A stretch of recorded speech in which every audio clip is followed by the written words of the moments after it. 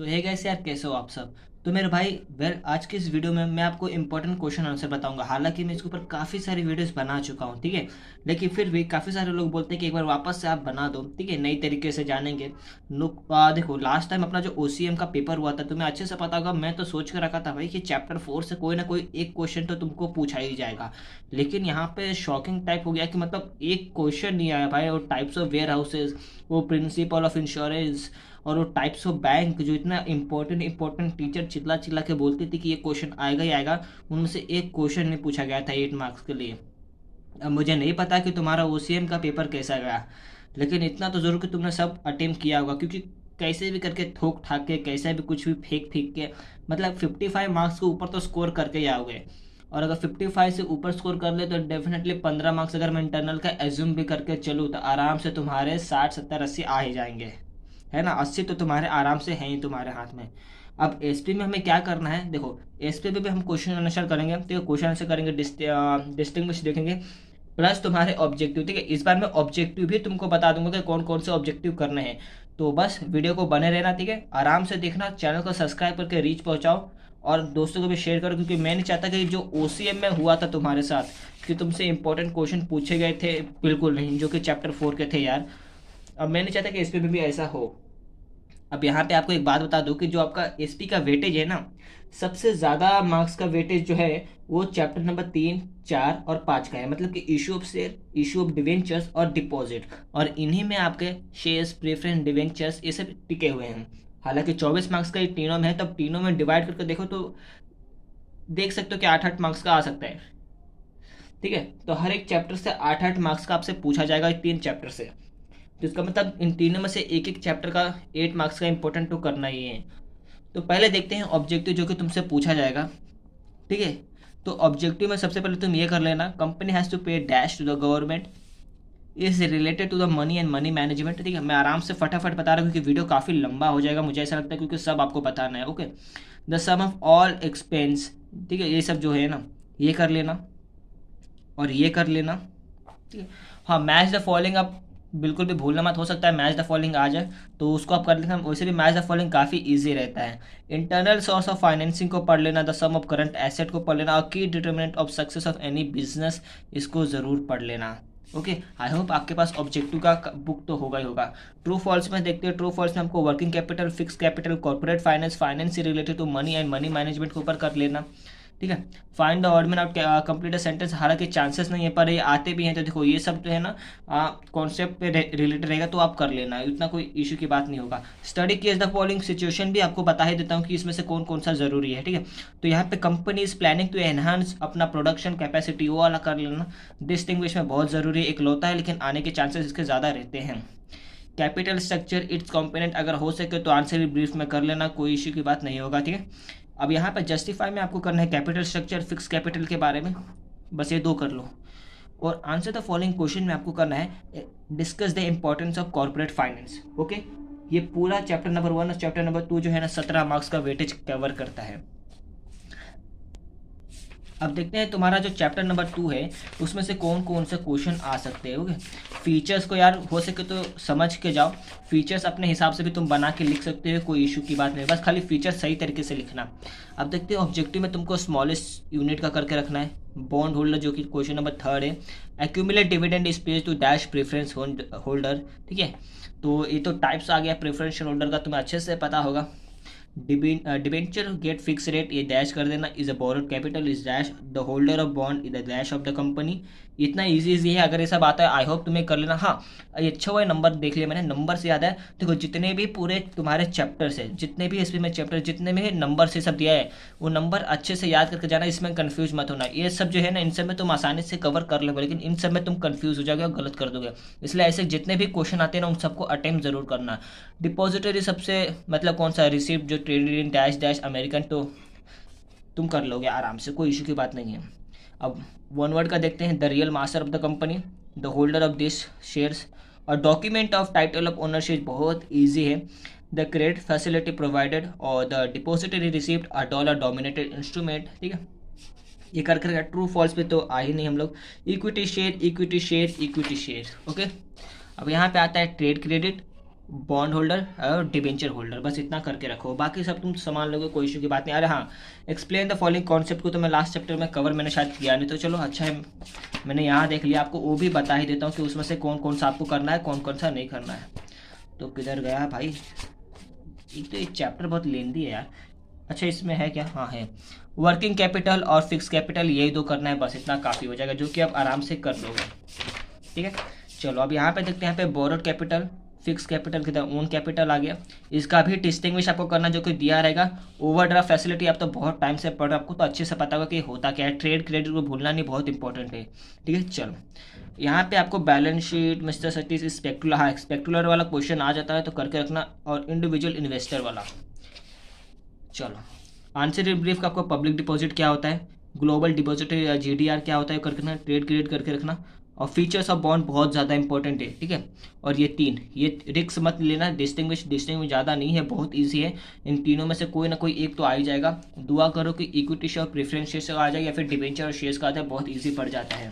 अब देखते हैं चैप्टर नंबर 3 तुम्हारा जो कि इशू ऑफ शेयर्स है, इसके अंदर तुमसे कौन कौन से क्वेश्चन पूछे जाएंगे। ठीक है, अगर वीडियो नहीं समझ में आ रहा तो थोड़ा सा स्लो करके देखो, क्योंकि वीडियो लंबा हो जाएगा मुझे ऐसा लगता है, इसलिए मैं फटाफट तुमको मार्क करा के आंसर दे रहा हूँ। अब यहाँ पे हाँ, तुम मेरे टेस्ट पेपर भी जाकर देख सकते हो, अगर तुम्हें और अच्छे से समझना है तो refer to capital dash, IPO का पढ़ लो, बुक बिल्डिंग का पढ़ लो, एफपीओ का पढ़ लो। ठीक, द डायरेक्टर है ये पढ़ लो तुम, फिर उसके बाद कंपनी कैन डैश, और उसके बाद of shares take place due to operation of law. Okay, ये सब तुम संभाल लेना।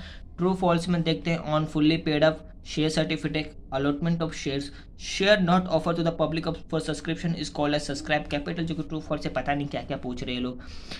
Transfer of share due to operation of, ये सब कर लेना भाई, और it is called as capitalism of profit, ये सब बहुत ज़्यादा ज़रूरी है मेरे भाई।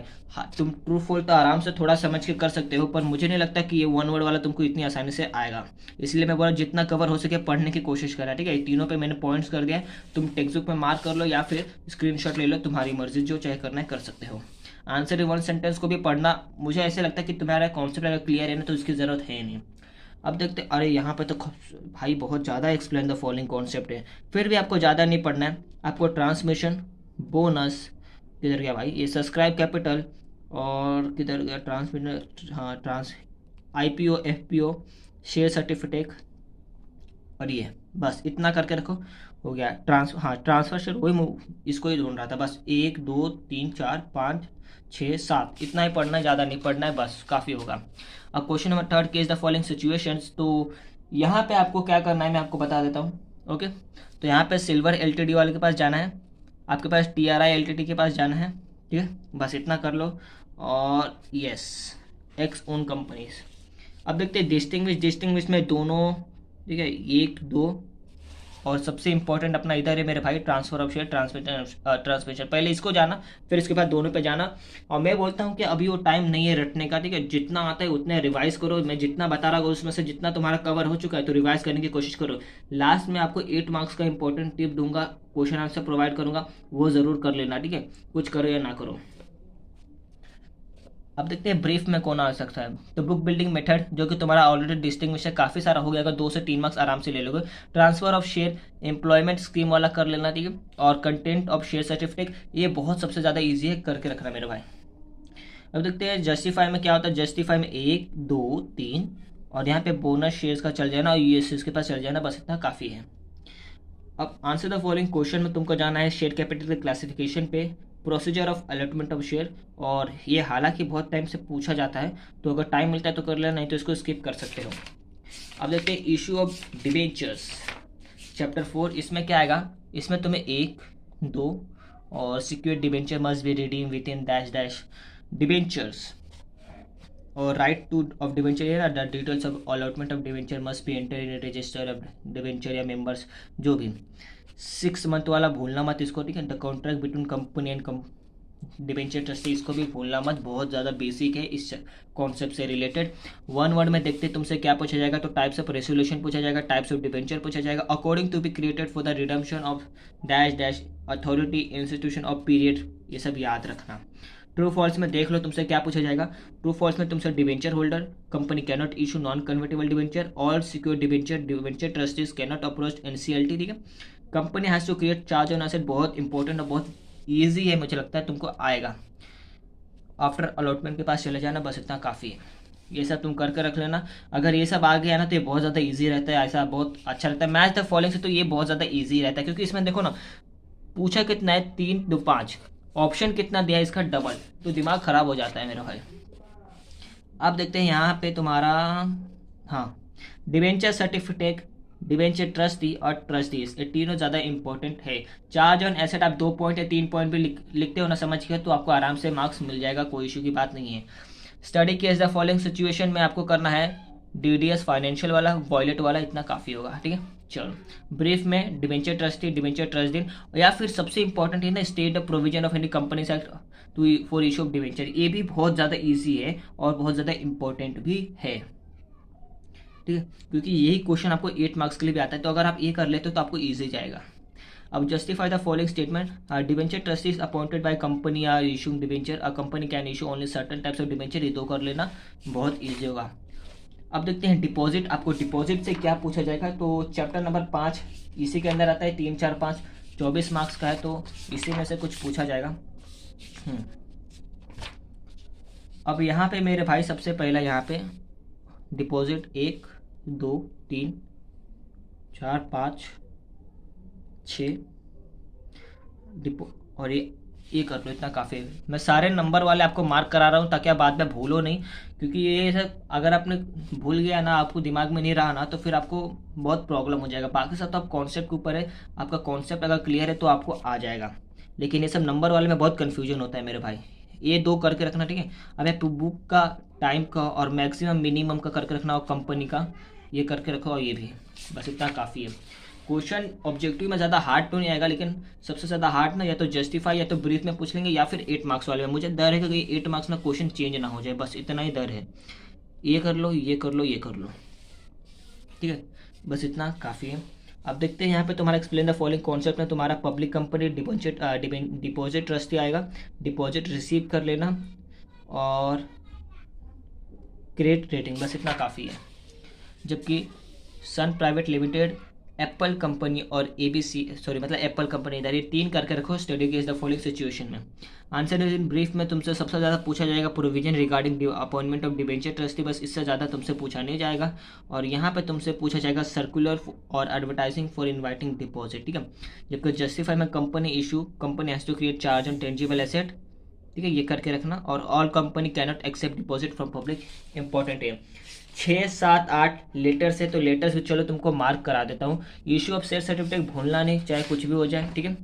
Payment of dividend on equity share कर सकते हो, ठीक है, इजी है, आराम से तुमको आ जाएगा। इशू ऑफ बोनस शेयर सबसे ज़्यादा इंपॉर्टेंट है, ओके, बस इतना इसमें काफ़ी है। आपको इसमें आप ऑब्जेक्टिव आप कर लेना, यहाँ पे नंबर वाले आपको बता देता हूँ, नंबर वाले आप सब कर लेना, इसमें ऑब्जेक्टिव हालांकि आएगा नहीं, फिर भी आप नंबर वाले सब करके रखना। अब देखा जाए कि इनका सिर्फ 13 मार्क्स का वेटेज है, मतलब कि हर एक से 5 5 10 मार्क्स का तो लेटर ही आएगा, तो 2 लेटर आने वाले इन तीनों में से कोई एक चैप्टर में से, और 3 मार्क्स का कोई क्वेश्चन आएगा ऑब्जेक्टिव में आएगा, जो कि जहाँ तक मेरे को पता है। तो ये सब करके कुछ फ़ायदा है नहीं। साथ में देख लो, साथ में तुम्हें allotment of debenture, payment on interest of debenture करना है, conversion of debenture into equity share बहुत ज़्यादा इजी है। और ये जो payment of interest on debenture through electronic ECS है ना, ये बहुत ज़्यादा इजी रहता है, सिर्फ एक कॉलम का फर्क रहता है दोनों में, और कुछ नहीं, दोनों आपको आ जाएगा, ओके। और खाली ये एक पढ़ के जाना, आपको याद करने की जरूरत नहीं, आपको सिर्फ समझ में आ गया ना तो आप इजीली कर सकते हो। इनफैक्ट ये कॉलम से ज़्यादा ना तो इजी ऐसे वाले रहते हैं, क्योंकि इनमें कॉलम बनाने रहता है, तो हमको टेंशन नहीं होता कि कितने कॉलम थे, किन कॉलम में क्या क्या था, वो टेंशन नहीं रहता है।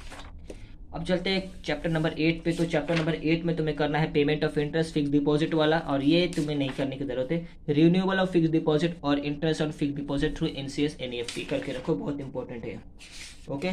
चलो अब आता है तुम्हारा डिपॉजिटरी सिस्टम। अब जो तुम्हारा 9th है उसका अकेले का 7 मार्क्स का है, तो 8 मार्क्स का ये आने से रहा, पर 4 मार्क्स के लिए जरूर आ जाएगा, ठीक है। अब यहाँ पे तुम्हें सबसे पहले फिल इन द ब्लैंक्स 1 2 करके रखना है, 3 करके 4 करके रखना है, डीमेट अकाउंट करके रखना है, डीमेट शेयर करके रखना है, company has to apply ICN, ठीक है, सीडीएल एनएसडीएल बहुत इंपॉर्टेंट है, करके रखो। ट्रू फॉल्स में तुम्हें जाना है 1 2 3 4 5 6 7 8, जबकि 1 वर्ड में आपको एजेंट सिक्योरिटी, और this is unique code of ISI जो कि आ जाएगा। और the mode of holding security में result in loss and theft of certificate share जो भी कुछ physical. The organisation which hold the securities in electronic mode बहुत ईजी है। The system eliminate storing of certificate बहुत ईजी है। Oldest depository India कैसे भूल गए, ओल्डेस्ट और न्यूएस्ट को याद रखना बहुत ज़्यादा ज़रूरी है तुम्हारे लिए। ठीक है, चलो। और इधर सब करके रखना, तुम आ जाएगा तुमको यहाँ पे depository system, फंजिबिलिटी, ISN, dematerialisation, rematerialisation में सब करने को बोलूँगा और सब इजी है। ये दोनों तुम्हारा ऑटोमेटिक हो जाएगा क्योंकि ये दोनों का मैं तुमको डिस्टिंग्विश भी बोलूँगा। बाकी ये तीन ही करना है तुमको। इन तीनों में दो दो पॉइंट भी तुम लिखते हो, वो भी बना चना के नहीं, जो उसमें दिया रहेगा तो आराम से तुम्हें 1.5 मार्क्स मिल जाएगा क्योंकि 2 से 2 मार्क्स नहीं मिलता है, हालांकि बहुत रियली चांसेस है कि मिल जाए। तो ये करके रखना। एडवांटेज आपको फिजिकल का करके रखना, for advantage of depository system और explain DP as the constituent of depository system. बस जस्टिफाई में आपको 1, 2 और ISN का और 3, बस इतना। यहाँ पे आपको डिपॉजिटरी सिस्टम एंड इसके एडवांटेज आपको बताना है, जो कि आपको मुझे लगता है करने की ज़रूरत नहीं है, पर फिर भी कर सकते हो। 8 मार्क्स सबसे पूछा नहीं जाएगा। अब नेक्स्ट चैप्टर है मेरे भाई डिविडेंड एंड इंटरेस्ट। यहाँ पे तुम्हें क्या करना है, सेम 1, 2, 3, 4, 5, 6, 7 बस इतना करके रखो, काफ़ी है। ट्रू फॉल्स में आपको bond, share holders, revoke, capital और liability of company, fund created of a company, share holder of the company, ये सब करके रखना है और बाकी इजी है। मैं तो ये करूँगा कि भाई ट्रू फॉल्स, वन वर्ड और मैच द पेयर और ये क्या बोलते हैं MCQ आ जाए और ज़्यादा ना है बस। अब देखते हैं पेपर कैसा आएगा, बस OCM की तरह जाना नहीं चाहिए। प्रॉफिट पर रखना है, interest, interim dividend, unpaid dividend, IEF, ठीक है, और फाइनल डिविडेंड। हालांकि तुमसे ज़्यादा चांसेस है कि इंटरिम, अनपेड, यही तीनों में से पूछा जाए, लेकिन फिर भी 1, 2, 3, 4, 5, 6 पढ़ के रखो। केस द फॉलोइंग सिचुएशन में मेरे भाई क्या आएगा, हालांकि इसका वेटेज 9 मार्क्स का, तो 8 मार्क्स का पूछा जा सकता है। एलिमेंट का पढ़ के रखो आप, डायमंड का पढ़ के रखो, ठीक है। और यहाँ पे आपको करना है ये कर लो ABC का, बस इतना काफ़ी है। फाइनल इंटरम, डिविडेंड, इंटरेस्ट बहुत इंपॉर्टेंट है, मैं इसको आपको मना नहीं करूँगा सब करने का, क्योंकि कुछ भी आ सकता है, क्योंकि ये सब बहुत ईजी है और बहुत इंपॉर्टेंट है और ये सब बेसिक है। आपको SP के स्टूडेंट, आपको 11 से पता है ये सब होता क्या है। फीचर्स ऑफ इंटरेस्ट करके, यानी 4 फीचर्स ऑफ डिविडेंड, जो कि तुम बना चना के भी लिख सकते हो, कोई इश्यू की बात नहीं है, ठीक है। Explain interim dividend, explain interest, इसके इस फीचर, यही सेम चीज़ मैं बोलूँगा, क्योंकि अगर इधर हो गया तो इधर तुमको आराम से मार्क्स मिल जाएगा, ज़्यादा एफर्ट लगाने की जरूरत नहीं रहेगा। Dividend is paid of out of profit करके रखना। Approval of member is not needed for interim dividend, जो कि तुम्हें अच्छे से पता है, आर्टिकल ऑफ एसोसिएशन की अप्रूवल लगती है। Interest is a liability obligation of company, बस इतना करके रखना है। फाइनेंशियल मार्केट मेरे भाई और स्टॉक एक्सचेंज, ये दोनों मिला के तुम्हारे 10 मार्क्स का वेटेज है, ठीक है, 10 मार्क्स का है। तो यहाँ पे तुम्हें 2 करके रखना है, भले तुम कुछ करो या ना करो। पहले देखते हैं एक MCQ में, तो कमर्शियल और फाइनेंशियल मार्केट और मनी मार्केट का जो क्वेश्चन ये करके रखो। 1 वर्ड में तुम्हें करना है bills, a market, a market, a market, ठीक है, चलो। अब financial market is dash, money market is dash.